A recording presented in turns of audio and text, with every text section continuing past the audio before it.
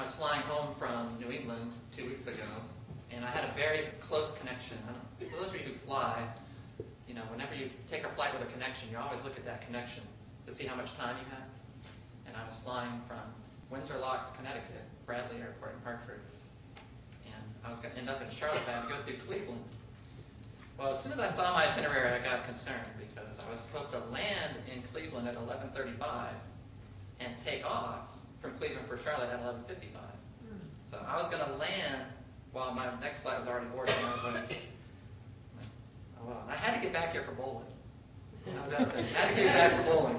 So I was concerned. Well, anyway, we were doing fine. I took off from Windsor Locks, just, fine, no problem. We were making good time. And as we were getting close to, I knew we were getting close to Cleveland, the pilot had already said we're beginning our initial descent and so forth. And for those of you who fly regularly, you know how those things work. And I felt the engines throttle way back. And I thought, oh, no. That's not good. We're getting held up for some reason. And sure enough, the pilot came on the air, and he explained that the air traffic controllers in Cleveland had ordered him to go into a holding pattern for the next 25 minutes. And he explained that it was for a VIP, none other than the President of the United States. That Air Force One was landing in Cleveland. He was going to be speaking in Elyria that day. I'll confess to you, I didn't show it because I'm very good at concealing what I'm thinking, of course. But I was upset, okay? And the reason I was upset was because I obviously had a greater regard for my itinerary than for the president's, right? I mean, well, it's the president. I have stuff. I've got to get back for bowling. I don't know what he's doing. But I need to get home. So anyway, I was upset because I basically thought my plans, my itinerary was more important than the president's. That may or may not have been true. I don't know. But the question it brought to my mind is, do you oftentimes find yourself in conflict, upset, because God's itinerary is in conflict with yours? That whatever God is doing in your life or doing in your circumstances or situation is in direct conflict with what you have already planned for yourself or what you're trying to accomplish or achieve. And while I may have some grounds to be upset with the president, I have no grounds, of course, to be upset with the Lord. Why does the Bible say, or the Bible declares, that God loves a cheerful giver, right? Well, why is that true? Why is it that God loves a cheerful giver? I believe it's because that for one to be able to give away a material thing with cheer is evidence to God that the person no longer finds fulfillment or treasure in a material thing. If you're able to give away, remember, the very thing that drew man away from God, God created man for us, for him, to have fellowship with him. But throughout history, man has found an attraction to the creation to the exclusion of the Creator, right? We've always sought out material things to bring us happiness and joy. And I think for God, when he can see you cheerfully give away a material thing, when it no longer holds that treasure in your life, it's not something you're holding on to or clinging to. Like Ebenezer Scrooge throwing those gold coins that used to be his life out into the street because he'd found something greater. In the same way, I think that he loves a cheerful giver for that same reason. I want you to understand that God's plan in the world makes no consideration for material things. When God is desiring and making his plan for you and for this world, he does not take into consideration material things. And I'll tell you why. Because he's already consigned material things for destruction. There's not a single thing on this earth made of matter that he has not already scheduled for complete destruction. Okay, and if he's already scheduled it to be burned, to be consumed, then he's not making his plan around preserving anything material. Incidentally, why do you think he gave all these things to Satan?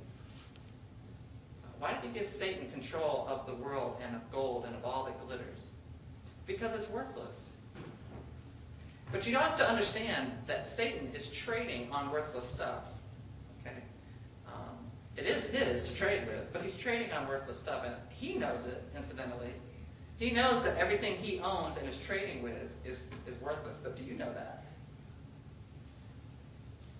It's important to ask yourself, do you know that? Do you know that when you're trading eternal things for temporal things, do you understand that those temporal things are worthless and that he's got you over a barrel when he does that? That everything he's trading with you is perishable? Well, that's all he has, okay? He knows it, do you? Now, if God's plan does not make consideration for material things, what does it make consideration for? God's plan makes consideration for life. Okay? God's plan makes consideration for people. That's what God is considering when he writes up his plan. When he decides what he's going to do throughout the earth, his consideration is for people, for his people, the people he loves and wants drawn to him, that he wants to spend eternity with in the new creation, the new kingdom.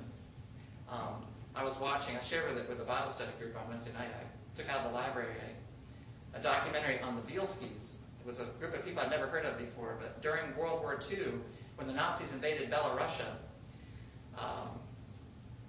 there were two towns that they came to that were heavily populated by Jews.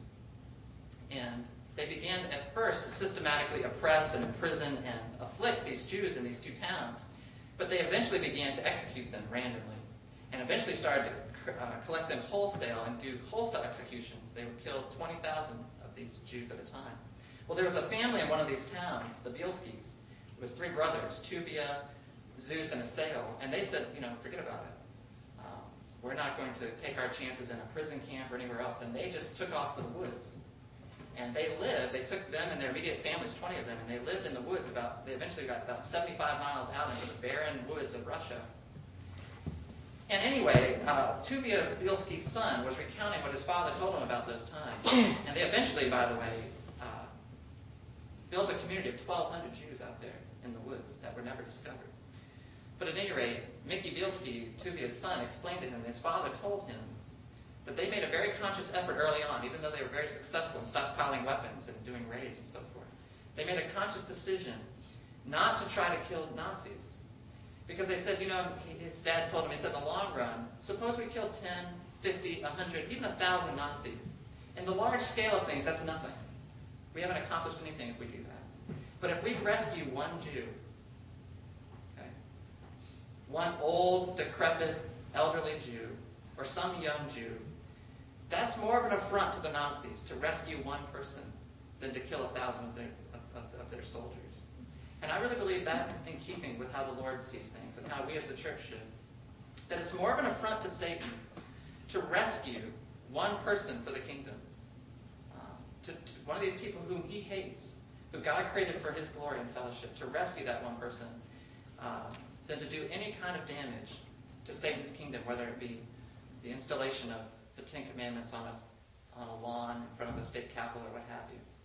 It's more of an affront to Satan to be about people, about the rescuing and ministering to people. So as we look at this book for just a moment today, that's the question I have, is are your considerations the same as his, as the Father's? If the Father's considerations are for people, and that's how he's ordering his plan, are your considerations in accord with that? Or are you upset all the time, like I was over the skies of Cleveland? Okay. First question I want to ask, to try to come to some answer about this, is why is this letter inspired in the first place? Paul wrote lots of letters, and this is one of these letters. And apparently, Paul knew this person, Philemon. Philemon came to know the Lord in Ephesus. He lived in Colossae, but he came to know the Lord in Ephesus under Paul's ministry there, and was discipled by him. But he moved back to Colossae, where he was from, and he had a church there. He was a leader in the church in Colossae. And he had a slave in his home. And Roman historians will tell you that at least a third of the population in the Roman Empire were slaves, maybe more.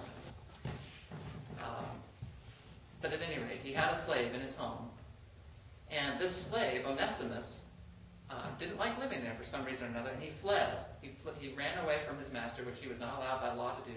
And as he fled, he stole some of his master's money, or possessions.